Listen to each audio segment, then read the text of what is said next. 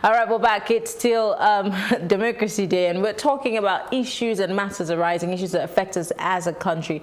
And we're moving on to Mr. President's the job ahead of him, the task that lies ahead of him. This is him beginning his second tenure. At the beginning of his first tenure, he did promise us, he campaigned on three things. He talked about the economy, he talked about insecurity, he said he was going to fight corruption. 4 years down the line, we really don't know if any of that has been touched or the surface even scratched. But here we are, and they say they're taking us to the next level. So what should the next level hold for us Nigerians? I'm still being joined in the studio by Mr. Akin Oshutokun. He is a former political advisor to former President Olusegun Obasanjo. It's good to have you again in the studio. And we also have in the studio Barrister Obi Ajewo in the studio with us. It's good to have you join us. All right, interesting. So great mix, the politician and the legal the legal person. Obi, so we listened to Mr. President's speech this morning. A couple of things. He also acknowledged the fact that, we have insecurity, Nigerians are divided, etc., etc. A lot of times politicians make speeches, but, Nigerians are tired of speeches. We're looking for action. What do you think will be his first act, especially when we know that insecurity is in our faces? First, let him constitute his board. Let him constitute his cabinet. It's from the cabinet we know if we are going to be serious-minded this time around, or we are going to have a lackluster regime. The last one, we expected that. There were so many expectations, saying, oh, he's a no-nonsense leader, lots of things were going to change, but it took 6 months to constitute this cabinet. And then when the cabinet was really constituted, we were not necessarily impressed. So is that really it? Does that do it? Whether the cabinet is constituted or not, is that going to say anything good or anything bad? Well, one of the shortcomings of the president is acting expeditiously, right? Responding to situations with the seriousness it deserves, right? So it is in that respect that constituting a cabinet, for instance, is an indication of knowing that you have a serious situation on your hands that needs to be addressed adequately. So to that extent, it yields, what that reflects, if he's not doing that, that means we are set for, is an indication that we are going to have more of the same. And then, of course, there are a number of things that had happened under his watch, and that is necessarily inhibit, Nigerians, their capacity to mobilize Nigerians for work. And that was what the former president said yesterday, that look, if you want to build a nation, right, you give everybody in that nation a sense of belonging. He then said, we have a situation in which you have the head of the executive branch coming from the northwest, the National Assembly from the northeast, and the judiciary from the northeast. Right? That is not a recipe, for national integration. You can go down the line in many other significant positions. So if money shows today, that is an indication that, well, maybe we are going to have more of the same or even worse. Right. So these are the thing is, with all these cosmetic measures or pandering to politicizing things like naming a stadium after Abiola, we have more a serious. We have Nigeria is in a crisis situation, and if you look at all what is available, it probably can only get worse. We have a very fragile economy that is dependent on oil. And going forward, there's no reason, there's nothing to believe that you are going to get that oil market is going to sustain or what you have. So then you have, of course, the foreign exchange management of the, which any economist will tell you, inevitably will have to be devalued. Second, of course, is the PMS. The cost of PMS has to be increased. Otherwise, I mean, you will spend all your budget on subsidy or so-called subsidy. Now, these kind of things, when you put them together, they are going to create what you call a perfect storm for crisis. So, from what you're saying that he has a huge task ahead of him, and he better get to it. And he doesn't, to me, he has not shown enough appreciation, of those problems and what he needs to do about it. You didn't, for instance, look, and I'm surprised because he has been integral to the governance of Nigeria for a long time. There is no president of Nigeria who wants to put Nigeria first and foremost, who will work for the emergence of Ahmed Lawan from the core north as the president of the Senate. It's a very bad signal and plays to the fear and anxiety of people. I mean, how do you mean by it's a bad choice? Because, I mean, Ahmed Lawan, just like every other Nigerian. Do you realize that the Southeast did not get anything? Look, if you want to get a nation going, you create a sense of belonging. It was their election. They decided. How do you foster a sense of belonging among people? You can get an APC member from the Southeast. They are there. Look, even if it's even against the Constitution. The Constitution of Nigeria says you must have federal character. This does not reflect federal character. What was the last time under this administration, with due respect to it, that we had any form of federal character? In the last 4 years, Mr. President's long-awaited cabinet list, it still was lopsided. It was a matter of conversations for months and months. Exactly. So I'm just saying, some of us are being a bit, what's the word? But being hopeful that Can I interrupt? Because of the outcry, maybe something would change. Can I interrupt? Yes, please. During the campaigns, I was trying to make some people understand that if this president comes back again, we will still have the same old thing. Let us have change. And then they voted, it went out the way it went. And somebody called me, one of the people I was reaching out to, you can influence this thing, let's change this game. And the person called me. I told the person categorically, don't call me. Don't call me. We had a chance to change this game. And now, so you have to beg. But one thing I know is that I will soar in this nation. Look, there's so much. Look, for the past 20 years, I've been a lawyer, but I've been into business. And most businesses run independent of the government. Most private businesses, the only thing the government does is give them incentives or little perks here and there. So for this nation to turn around, categorically, it must be the business that will say we've had enough, let us do it and let us lobby and get things right. If we are expecting the president to come and give us a magic wand, no, he will not give us a magic wand. But I'm still optimistic that his cabinet will be good and we'll have this. But don't we think that the president has learned from what has happened and to the calls for restructuring, the issue of insecurity, the divisions, the very obvious divisions across the country? Do you not think that he must have learned? And he might not tell us everything he's doing, but he is working to put an end to this. Again, he's not a member of the National Assembly, so let's give him the benefit of the doubt that he does not have a hand in what happened. There's no need to give him the benefit of the doubt. They were going around to him. He's the leader of the party. Of course. So there is nothing wrong if he takes part, if he influences the process of selecting those people. He's the leader of APC. So there's nothing about, but if he's the leader of that party, so he takes responsibility for the products of that. Look at the situation we have on our hands. Now, you also have a situation in which the vice president is Yoruba, and then also you deliberately made the speaker a Yoruba man.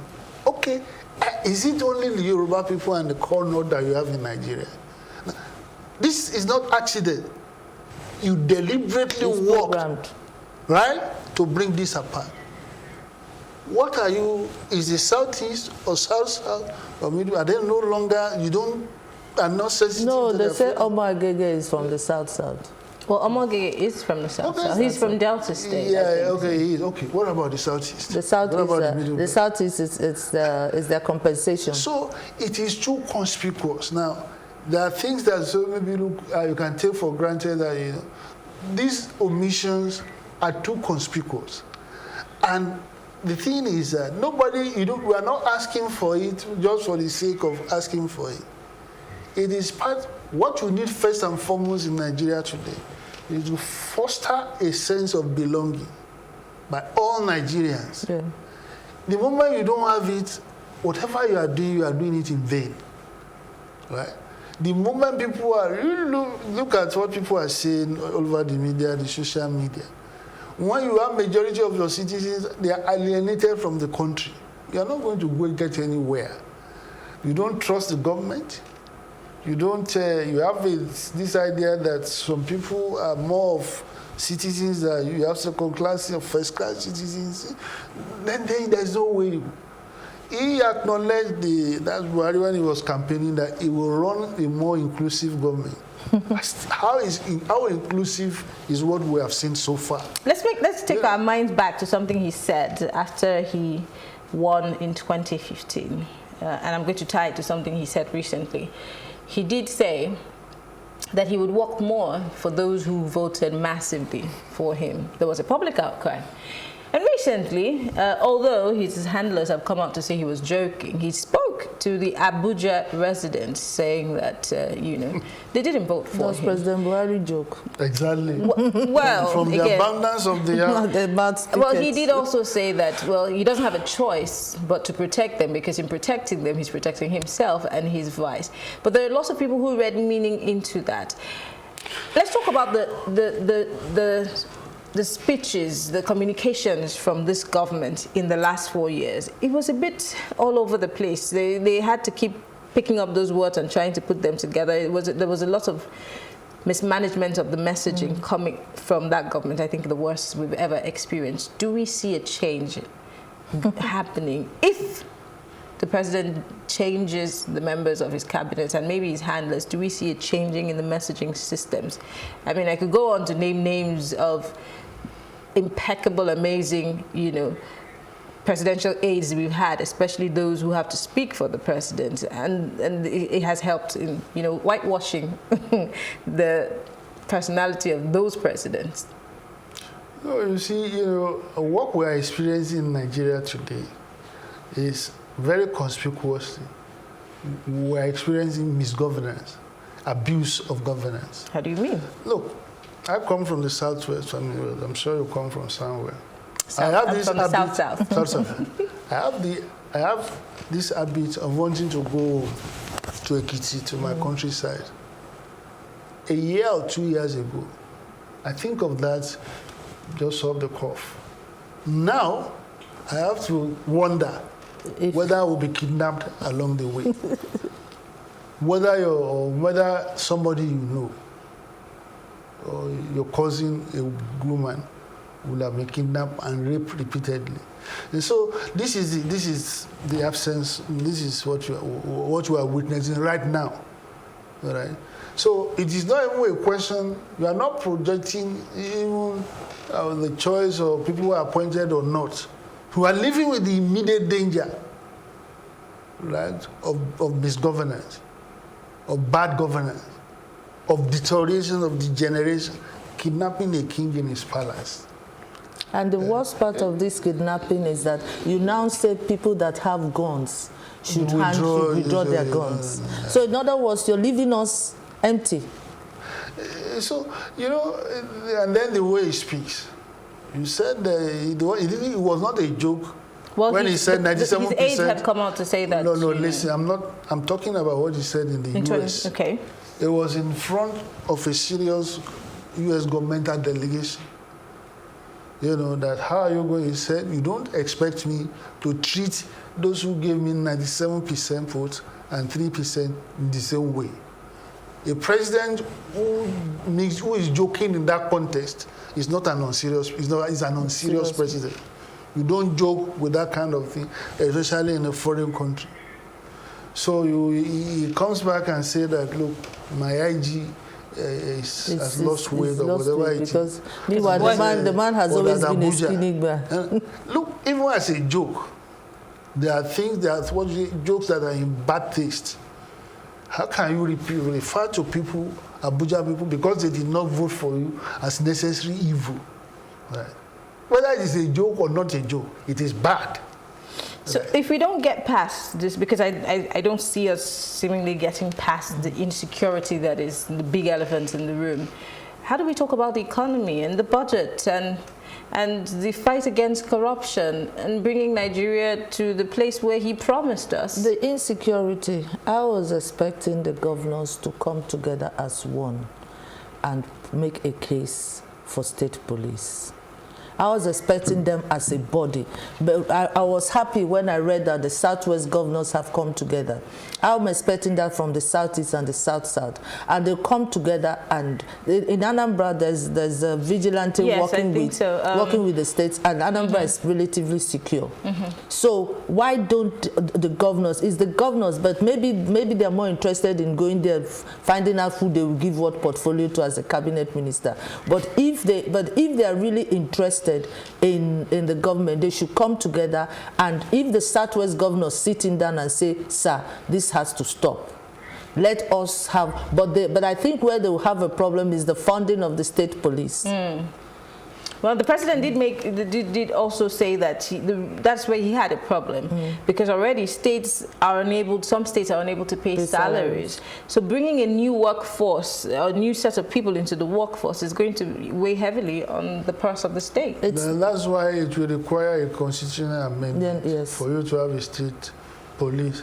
Now, what the constitutional amendment will achieve is to rearrange or redistribute the resources. You have to reduce that of the federal and make available to the states. But you see, under the present system, and this is what that is federalism. So we are now seeing the practical manifestations of why you need it. It is no longer the talking boys or whatever it is. These are practical manifestations of what people are saying. That now you are the chief security officer of the country. You have police commissioners in the states who are not answerable to the governors. They are answerable to the IG in Abuja. So how does the state governor take control of the security of his state, even if you are to even have the resources to do so? Because constitutionally speaking, he cannot direct the commissioner of police to go and do anything. Not at all. That has to come from the IG. So these are the things that we need to attend to. But look, the country, okay, I'm talking about the Southwest. In Sokoto, between day before yesterday and today, the number of people that have been killed, right? In Zamfara State, it's almost a state of no-go area for anybody, right? You have Katsina. Nobody can travel between Kaduna and Abuja by road. Yes, we hear that stretch is terrible. So you see have this all over the place. You have anarchy. Anarchy is almost let loose on the country. 20 years ago, I went by road from Lagos to Mambila Plateau, which is about 3 days journey through Kabila and then Taraba and get all these highlands. I dare not do that now. You are talking about Mambila. Even Lagos to Ibadan now, you have to think twice. So where do we go from here? In closing, we have 2 minutes. I'll take a sentence each from you. Where do we go from here? Because the picture that we painted, I feel... It's bleak. Yeah, it's bleak. It's so grim. And I'm wondering, the person who's watching from home is wondering, do we have a government? And if we do have a government, why are we having to face this? Why do we have to feel like we're prisoners in our own country? Well, I think everything now boils down to the governors.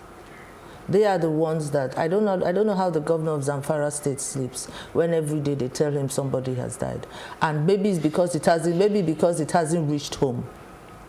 And may it not reach home, because when it reaches home, he will know that there's fire on the mountain and he will sit up. I think it's time for the governors to speak out. The governors should take a step and say... the governor, like Wike, keeps screaming blue murder every day. He talks about it and then it happens. So the governors were screaming. I even don't think that, it's the matter of... You saw the security forces being used in a partisan manner against this governor. So, look, it is the federal government, it's not the governors. Look, the money has been appropriated according to what the Constitution says. And under the Constitution, security is the business of the federal government. So there is a limit to what the governors can do, even if they are willing to do so. They can, of course, influence the situation, but in terms of sustainable protection of lives. It is still the federal government, but even the federal government doesn't have the capacity until you rejig. So there has to be a synergy of sorts. We all know that there's no way the federal government can handle the security of the 32 states in total, and we get the perfect result we want. And now these insurgents are making life unbearable. I've been wanting to go to Anambra, but when I think of passing Ore, I sit back. Well, this is a call for all state governors, all 36 of them, and of course the FCT minister, to have a tete-a-tete on this issue, because we can't keep going on like this. I want to say thank you to you, Mr. Akin Oshuntokun. He is a former political advisor to former President Olusegun Obasanjo, and Barrister Obi Ajegbo, for always being a delight. Thank you so much for being here. Thank you. All right, and that's it. We're rounding up from our Democracy Day studios. I'll be back later with Plus Politics. I'm Mariana Kundu. Have a lovely, lovely public holiday.